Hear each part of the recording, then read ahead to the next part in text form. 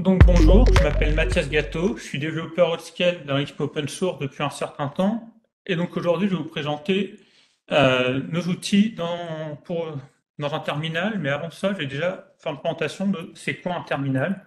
Donc un terminal, comme vous pouvez le voir, c'est cet écran noir qu'on a sur tous les systèmes d'exploitation et qui permet de faire plein de choses. Par exemple, si je fais un SL, je peux faire passer un train. Vous voyez, il y a un train, c'est beau. Je peux splitter mon écran en deux. Je peux faire passer deux trains en même temps. Même avoir des trains en couleur, essayer de les synchroniser. Donc là, je me suis raté. Je peux aussi faire des choses plus intelligentes. Je peux lancer les éditeurs de texte avec des trucs que je code. Je- C'est toujours très beau. Et donc, en fait, ce que je veux vous dire, c'est que les terminals, c'est un truc que j'utilise tout le temps, qui permet de faire plein de choses et qui, grosso modo, me rend heureux. Enfin, moi, un truc où je peux mettre des poneys qui disent bonjour, je trouve que c'est un peu le bonheur et c'est quand même un peu la définition du beau. On peut avoir des beaux poneys. Voilà, là vous avez un poney vachement plus beau que les autres. Et donc un terminal, c'est ça. Et le truc, c'est qu'en fait, dans Scale, moi je me confronte à une problématique assez souvent, qui est que des fois je dois sortir de mon terminal pour utiliser nos API et utiliser par exemple Cockpit. Et Cockpit, c'est très bien, et le problème, c'est que pour l'utiliser, ben, je dois par exemple retourner sur mon écran, sortir, lancer Safari, appuyer sur le bouton, euh, chercher dans les applications Safari, là je la trouve même pas, et c'est long, et voilà, et après j'arrive sur un site, et pas dans le site, il faut que je cherche Cockpit, et c'est très compliqué. Et donc ça, ces moments-là, pour moi, c'est des moments d'atroce souffrance, où je suis pas dans mon terminal et je souffre. Et donc, un des outils qu'on a développé à Outscale, dont je vais vous parler aujourd'hui, c'est un petit outil qui s'appelle OSCTUI, qui permet de continuer à avoir une interface graphique un peu similaire à Cockpit, mais dans notre terminal. Donc là, je vais lancer. Et donc, vous voyez, là, on a un profil. On peut donc choisir les profils qu'on a. J'en ai plusieurs. On peut voir nos VM. On peut faire plein de choses avec. On peut, par exemple, créer une VM. Donc là, je vais vous créer une VM pour vous montrer. Donc, on peut mettre donc une VM, Full Days, avec des options simples et des options plus compliquées.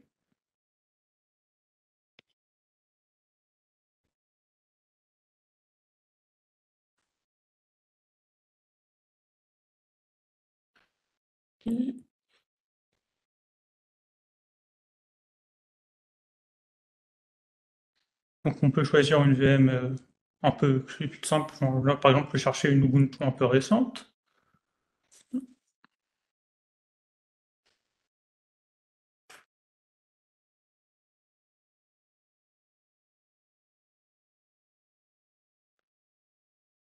Là, j'ai cherché une Ubuntu 22 parce que sinon, c'est un peu chiant. Euh,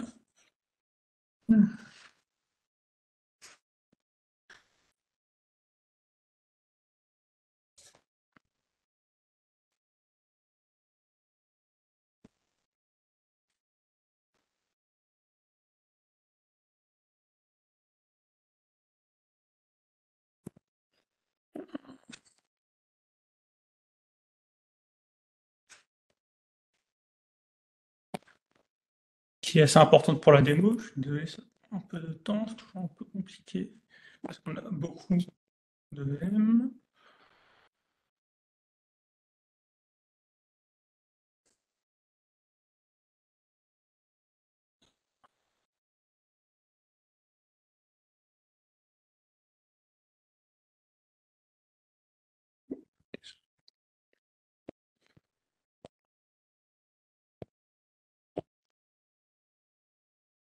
Ok, trouvé. Désolé, ok. Et donc un autre truc qu'on peut faire qu'on a mis un peu de temps avant le cockpit, c'est choisir donc, la taille de son disque. Donc là, je vais créer la VM.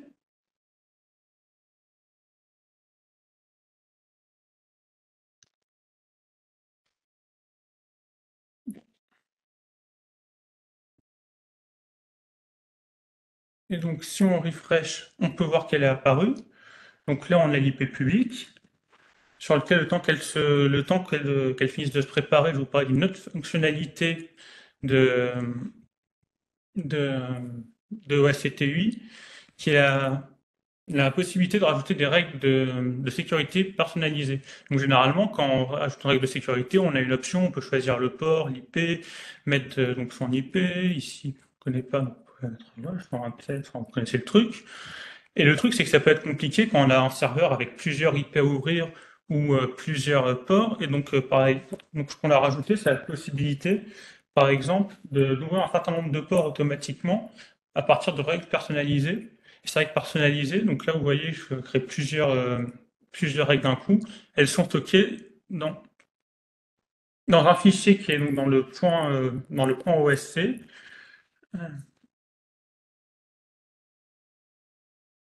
Que je vais vous montrer ici. On peut décrire assez simplement des règles de sécurité qui vont être créées enfin des règles qui vont permettre d'être rajoutées dans OSCTUI pour pouvoir être créées simplement en un seul clic. Une autre règle que j'ai fait pour les Cloud Days, c'est aussi la possibilité de rajouter automatiquement certaines IP. Par exemple, si on veut rajouter les IP d'un VPN, ça peut être très pratique. On crée une VM, on rajoute sa règle avec son VPN et on la rajoute automatiquement. Donc là, c'est des IP que j'ai mis au hasard, mais vous pouvez voir l'utilité. Donc ça, c'est l'utilité. Ça, là, vous avez à peu près comment marche en gros SCTUI. Et donc maintenant, je vais continuer la démo en me connectant à la VM que je viens de créer. Donc Cloud Days.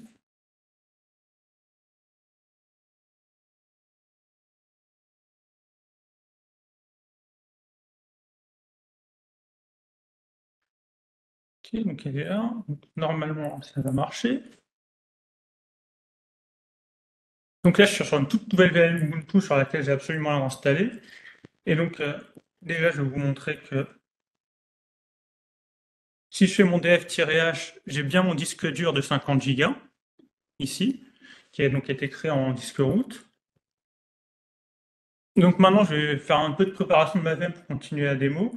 Donc déjà, je vais vous montrer comment retélécharger un OSCT8 sous Linux assez simplement. Donc il suffit tout simplement de récupérer l'AppImage, donc vous avez le lien dans la présentation.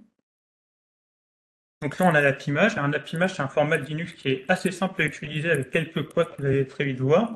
Donc on le rend exécutable. Et si on l'exécute, bah, par défaut, ça ne marche pas sur Ubuntu. C'est parce qu'en fait, il faut installer une dépendance qui s'appelle libfuse. Et donc, deux manières. Soit on utilise l'option "-extract and run", pas mise qui marche, qui va extraire l'image et l'exécuter. Donc, ça prend un peu de temps parce que ça demande d'extraire une archive. Donc, bon, bah, ça va se faire,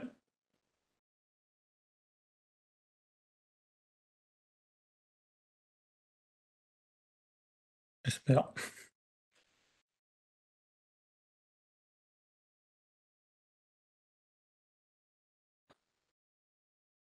Ok, donc bon, c'était un peu bizarre, mais ça a marché.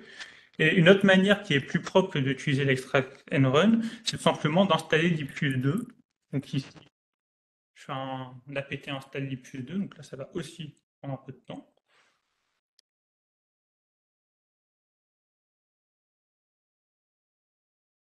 Et donc en attendant, je peux vous faire passer un petit train, parce que je sais que vous aimez les trains. Non? C'est quoi ce qu'elle?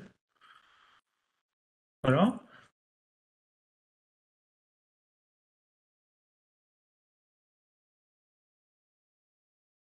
Voilà, donc un train plus tard, on a libfuse 2 installé, et donc maintenant, si on réexécute OSCT8, ça marche.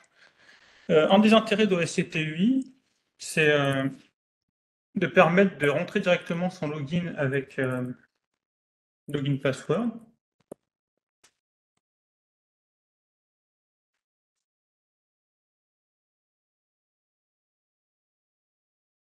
Avec le password qui est caché, peut-être. Vraiment.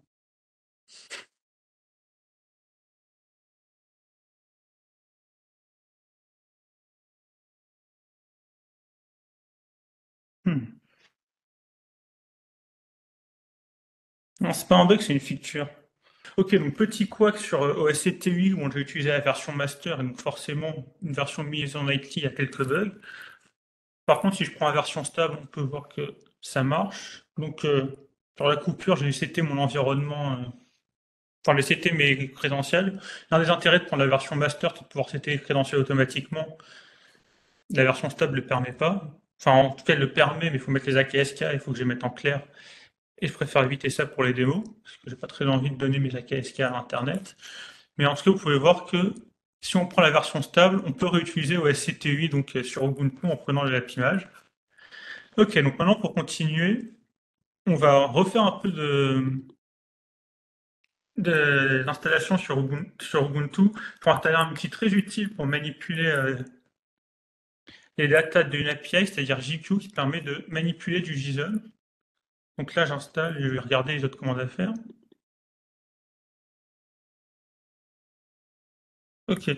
Donc là, normalement, je vais utiliser JQ pour pouvoir mettre mes variables d'environnement depuis mon fichier de conf, enfin depuis les fichiers de conf dans des variables d'environnement. Donc là, normalement, j'ai mes variables d'environnement et je vais pouvoir utiliser les outils suivants sans vous montrer mes AKSK. Et donc maintenant qu'on est parti sur les outils un peu compliqués, on va retourner sur des trucs beaucoup plus simples par un outil beaucoup plus connu qui s'appelle curl. Donc curl, qu'est-ce que c'est? Curl, avant de vous montrer comment l'utiliser chez nous, je vais vous montrer des exemples très simples de curl. Et donc je vais vous expliquer vite fait ce que c'est. Ok. Donc curl, grosso modo, c'est un outil qui est sur sur Linux, Windows, macOS installé par défaut et qui permet de manipuler des URL. Par exemple, si je fais un curl www.perdu.com, et ben, ça me permet de récupérer le site perdu.com. Ce que je peux vous montrer, parce que c'est quand même un site de qualité. Donc si j'utilise un browser terminal, parce que quand même c'est vachement mieux, et que je relance et je passe l'URL, voilà, là vous avez le site perdu.com. Donc curl, outil présent partout pour manipuler des URL. Et le truc qui est bien avec curl, c'est qu'à part récupérer des sites très utiles, mais pas forcément utiles pour le travail, ce qu'on peut en faire, c'est utiliser nos API. Par exemple, si je fais un read image ici, donc là j'ai mes AKSK qui sont CT, donc je vais remontrer la commande. Okay. En gros, donc là je mets l'URL de Upscale avec donc la région, l'API et le call que je veux faire. Le content type, le user contient donc les AKSK, c'était plutôt dans l'environnement depuis mon fichier de configuration. En vrai, moi je l'ai mis comme ça parce que j'avais pas envie de les montrer, mais on peut très bien les mettre en dur. Et derrière, j'utilise l'option AWS-SIGV4 euh, avec entre parenthèses donc OSC pour dire qu'on utilise Outscale pour générer la signature V4 qui permet d'utiliser nos API. Donc en faisant ça, vous pouvez voir que là j'ai lu par exemple toutes les images qu'on a chez nous. Et donc là, alors que les images c'est bien, mais ce qu'on peut vouloir faire, c'est par exemple filtrer uniquement sur certaines images.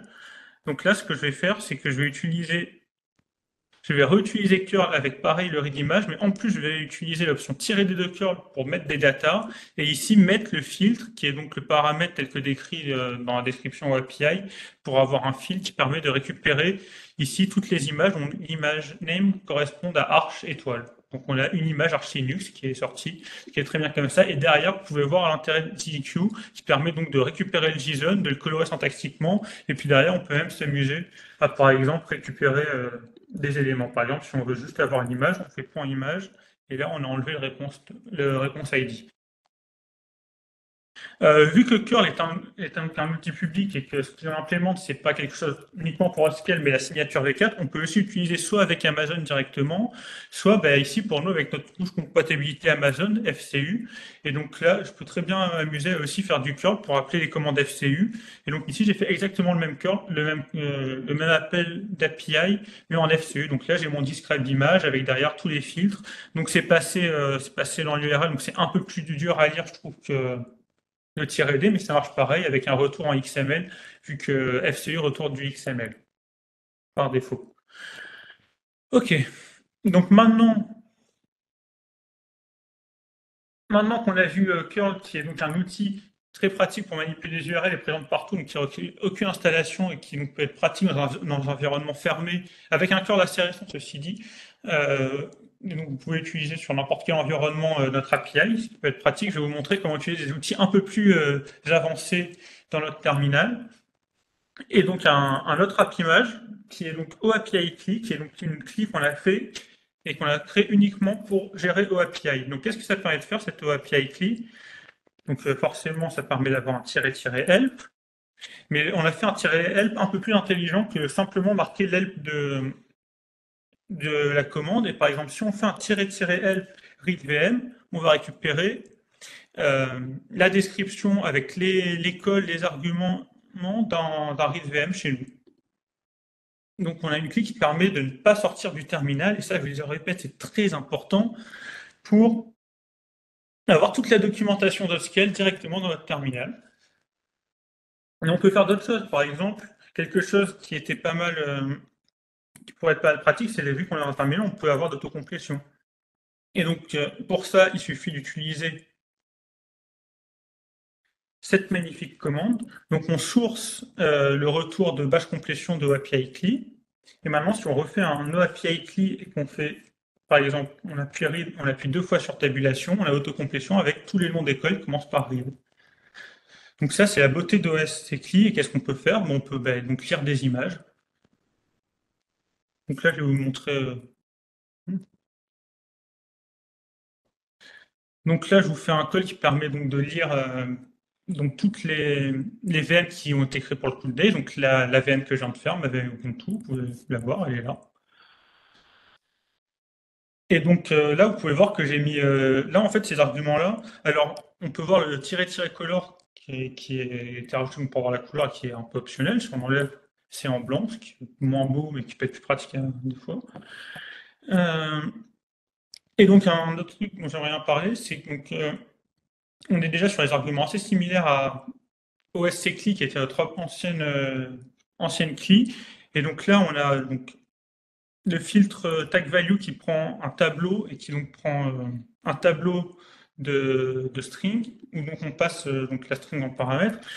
Mais vu qu'à chaque fois, d'écrire des JSON en entier dans les arguments, ça peut être un peu compliqué, ce que j'ai rajouté dans OAPI CLI, c'est une manière un peu plus simple de gérer des tableaux. Et donc maintenant, si on met double crochet après euh, un argument d'API qui prend donc un tableau de string, on peut directement mettre le nom de l'élément qu'on cherche et plus avoir à refaire du JSON. Parce qu'en fait, là, on fait un JSON avec donc, le tableau en JSON et avec la string derrière. Donc ça, c'est un petit sucre syntaxique que j'aime beaucoup.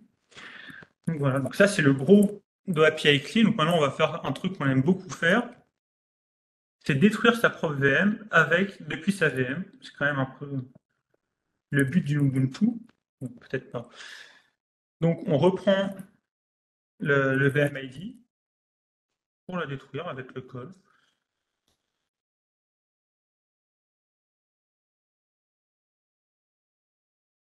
Donc voilà, donc là on réutilise la syntaxe double crochet pour pas avoir à gérer le tableau. Et donc là on a détruit notre VM et j'ai été déconnecté parce que la VM n'existe plus en fait. Ok, donc là on peut dire c'est bien, c'est fini, enfin je peux partir de cette conf et quitter. Sauf qu'en fait je viens de me rappeler que j'ai pas fini de vous parler de OAPI CLI et donc maintenant je vais en parler sur macOS. Et donc sur macOS, au lieu de passer par un app image, on a utilisé Brew et donc on a créé nos paquets Brew. Donc si on fait un Brew tap et pour en premier mettre le repos et ensuite un Brew tap install, qui chez moi va être très rapide parce qu'il est déjà installé, donc il va nous dire que c'est déjà réinstallé, donc vous pouvez le réinstaller, mais j'ai pas le faire, ça prend un peu de temps. On peut assez simplement installer donc API CLI sur macOS et donc continuer à faire d'autres choses. Donc un autre truc dont j'aimerais vraiment vous parler sur OAPI CLI, donc on part avec du read tag. Euh, Et qu'est-ce qu'on peut faire avec ce read tag? Donc, je vais faire une comparaison. Donc, imaginons qu'on veut créer un tag avec SCCLI. Ce qu'on faisait, c'est que donc on mettait donc l'API pour dire qu'on était sur le API. On remettait donc pareil le JSON là. Et surtout, pour décrire un tag, il fallait avoir un objet JSON qui contenait donc un tableau d'objets JSON où à chaque fois on devait mettre clé valeur. Donc, c'était quand même un peu lourd comme syntaxe. Donc là, je viens de créer mon tag en OSCCLI. OSCCLI, donc étant notre dernière CLI qui continue d'être pratique pour faire du FCU et autres. Donc j'ai créé mon tag, on a fait notre read volume, et donc là on peut voir que notre tag est créé normalement, si je ne me plante pas, il n'y a pas de décret.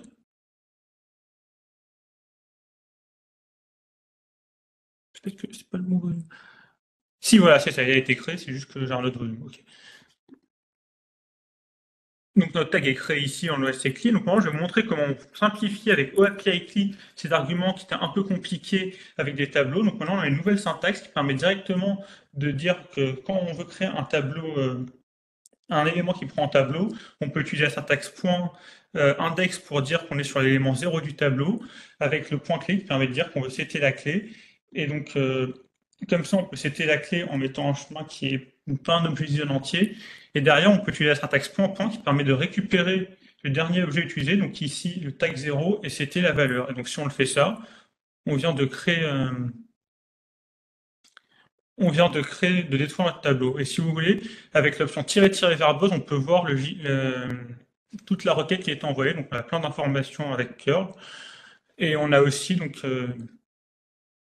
ici, là, on peut voir ce qui a été créé à partir de API Click. Voilà. Merci de votre attention. Il y a des questions.